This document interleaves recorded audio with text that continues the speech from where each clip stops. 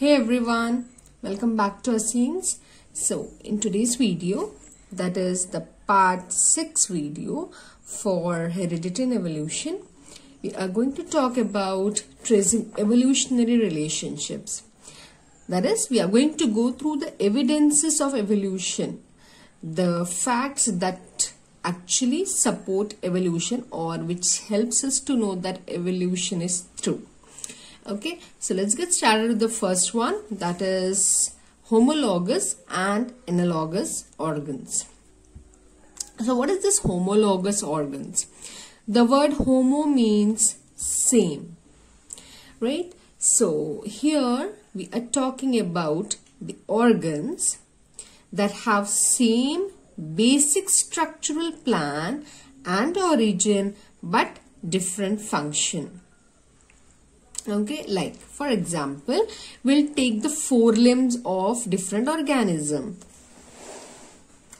As you can see here in the picture, this is a forelimb of a frog, forelimb of a lizard, forelimb of a bird, and forelimb of a human being. We can add some more if you want, like we can add forelimb for a penguin and all. We can go on adding, from different organism.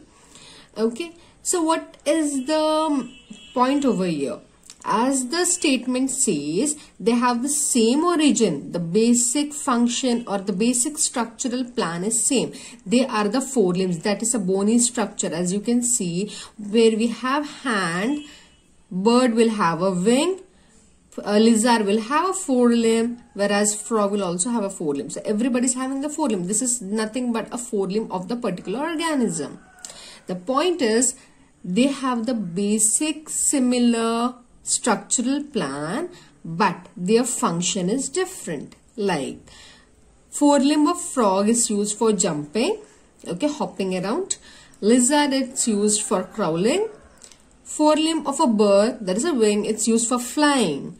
Whereas our forelimb, it serves multi-purpose, like for holding, grasping, okay.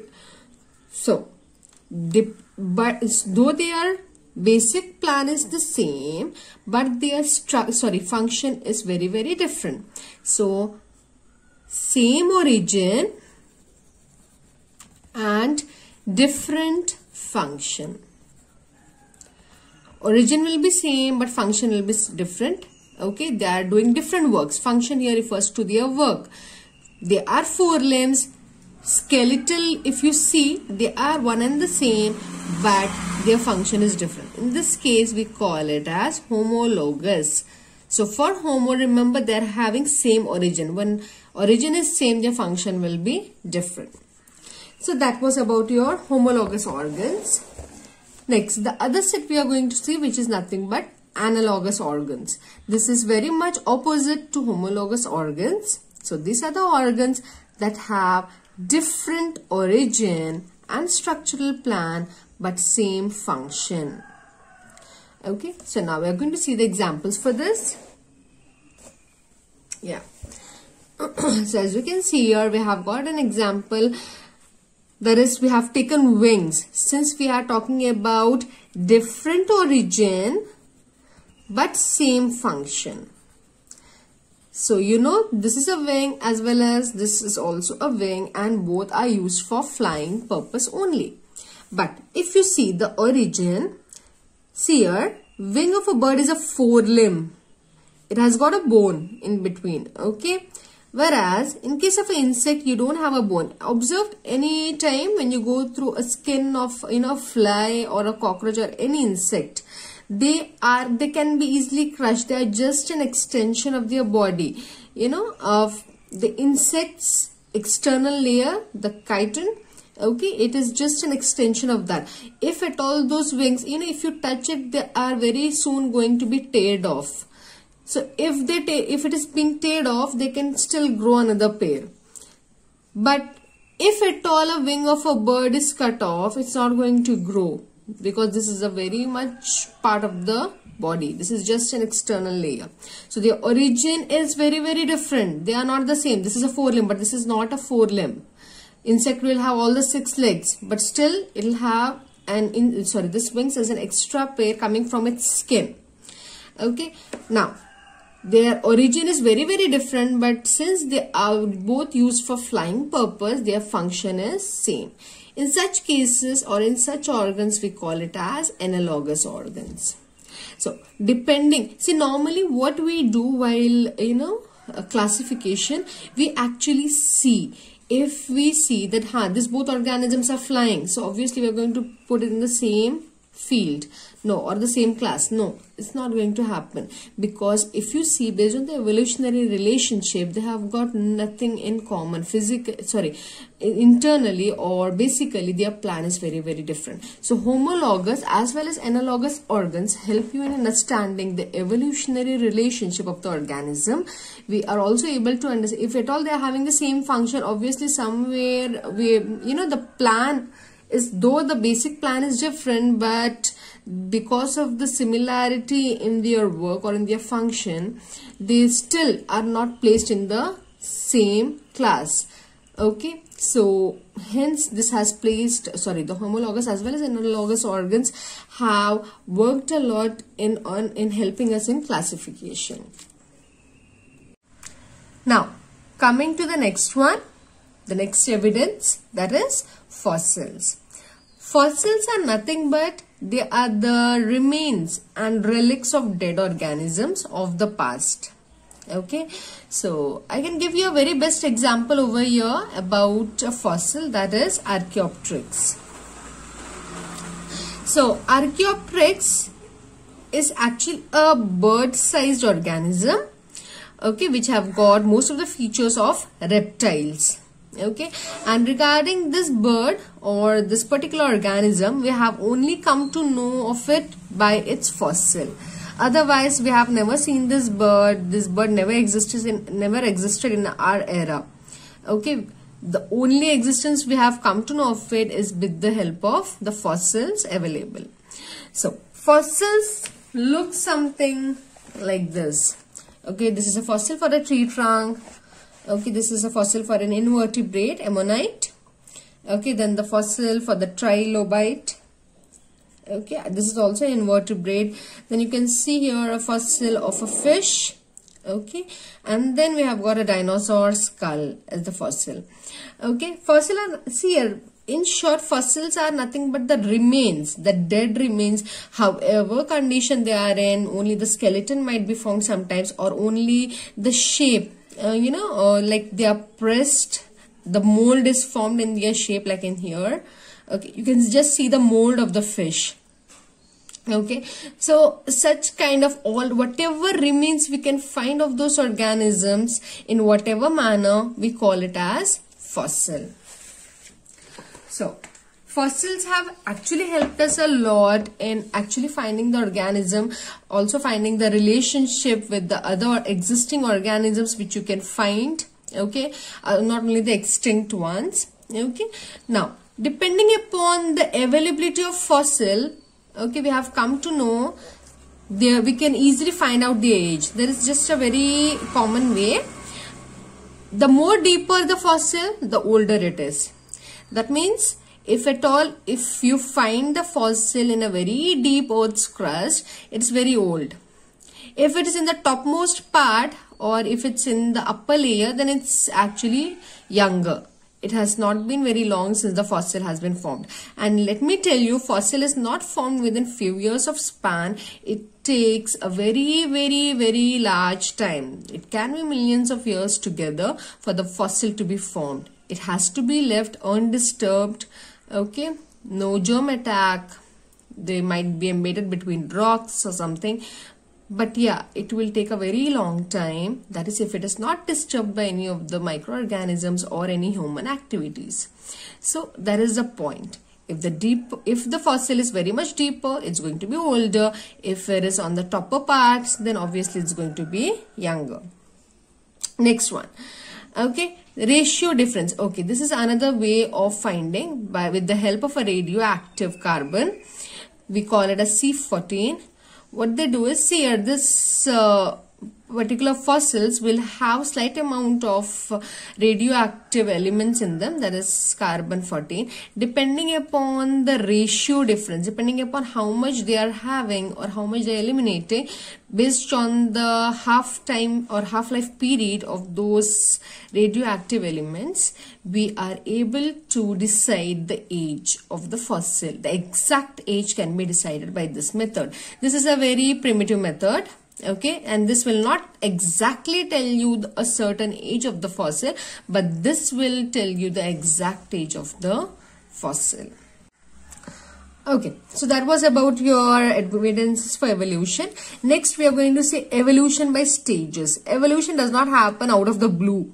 Suddenly nothing will pop out, or suddenly no other, organs will not be deleted from your body.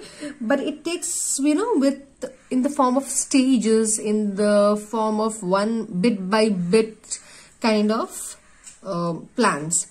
So, see here, evolution takes place in stages, that is bit by bit in generations. So, the first generation a little changes, and the next generation a little changes. If at all the changes is preferred, it will go on adding up to the changes. So, the first one we are going to see is evolution, fitness advantage, okay, for fitting inside the body, or how does the organ has to sit or does not feel awkward inside the body. So, we are going to see the evolution of the eyes.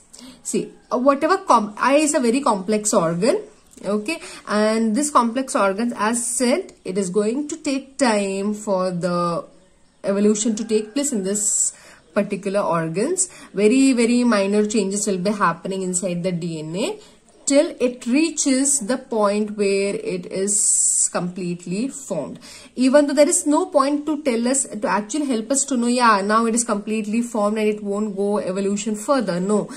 Even according to us, it might be perfect, but according to nature, it's going to improve it again. It's going to again help us change it, okay, which might be seen in our future generations. So here, if you see, flatworms have rudimentary eyes. What are flatworms now? See here. This is called rudimentary eye. This is a flatworm. Okay. So, you can just see that it has got just eye spots.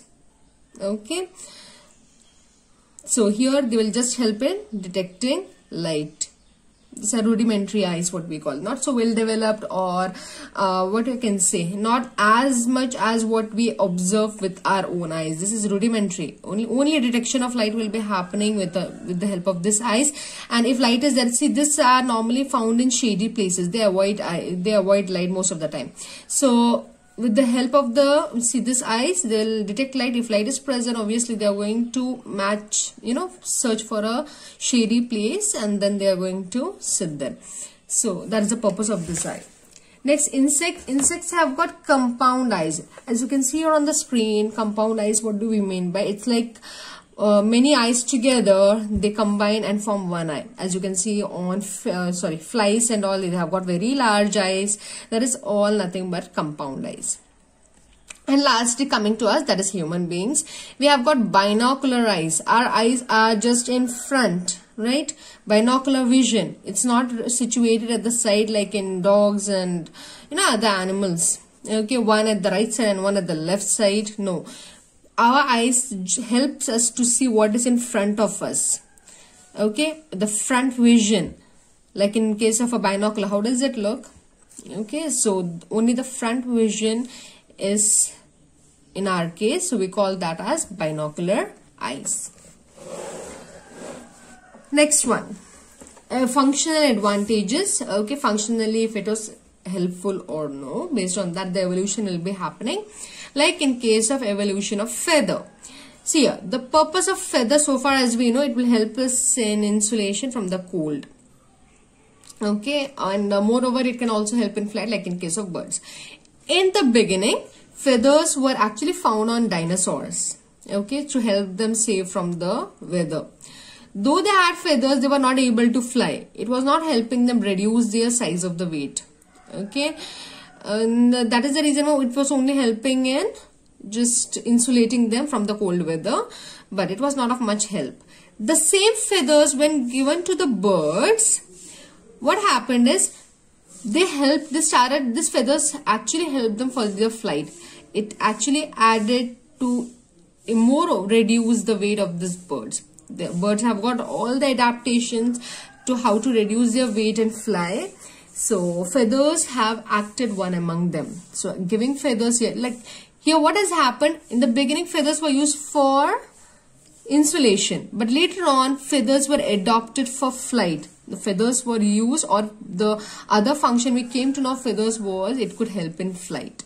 So this is functional advantage. Based on the size and the weight, we have taken another advantage of it. Nature has taken another advantage. Hence, from the dinosaur, it has given the same thing to the birds. Moreover, let me tell you, birds are nothing but they actually come from dinosaur only. Their ancestors are dinosaurs. Okay. So, that's about functional advantage. Next, coming to evolution by artificial selection. See here, human beings, we play a very large role in evolution, especially in case of plants, because we select our food, and plant being our main source of food, we play with them based on their taste or based on their availability. Okay, so one such example is wild cabbage.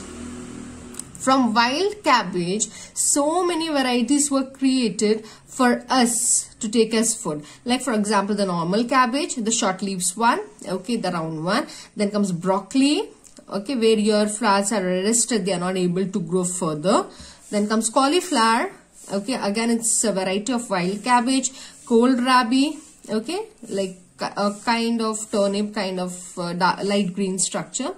And then comes kale, again here with larger leaves one. So all this comes from the common ancestor, that is wild cabbage. So this were all created by artificial selection. Okay, because why it is artificial selection? Because here nature has not at all got involved. It is completely done by us. We have selected those genes. We have forcefully made them evolve into so and so things. So it's completely artificial. Nature has not played a very prominent role in creating this, but we ourselves have helped this plant to develop into these. Moreover, in future we might be developing many more. So that is a complete case of artificial selection. So that was about your evidences of evolution and the stages of evolution. You know, few examples we have done. The next class we'll go to the last part, that is molecular phylogeny and the traces of human evolution. Till then, if you have got any doubt on any of this related topics, you can just leave me a comment at the bottom and I'll get back to you as soon as possible. Thank you for watching.